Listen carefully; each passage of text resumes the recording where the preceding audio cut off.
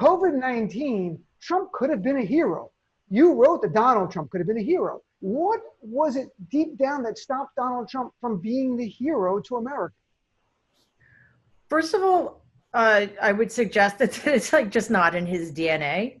Like that's never a goal, really. All right. And I'm sure he was worried about alienating his base somehow.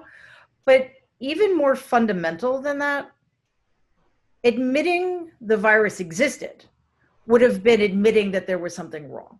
Mm-hmm. And that's not something that you can do in my family.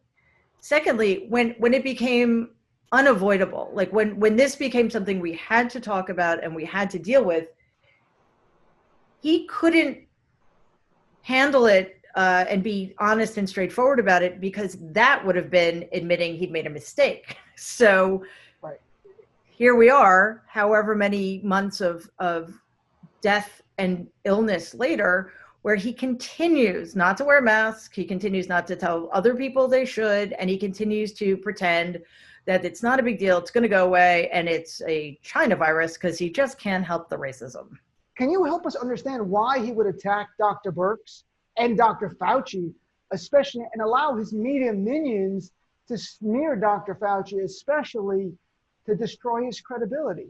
He knows on a very deep level, probably not consciously, he knows they're better than he is. Although I'm not entirely sure about Dr. Birx, quite honestly, but he knows Dr. Fauci is better. He's smarter. He's, the fact that we even have to talk about them in the same sentence is like an insult to Dr. Fauci.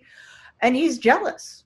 Is he jealous, you think, that he's respected and that, and to this very point, Trump actually talked about it at a press conference. Dr. Fauci is really popular.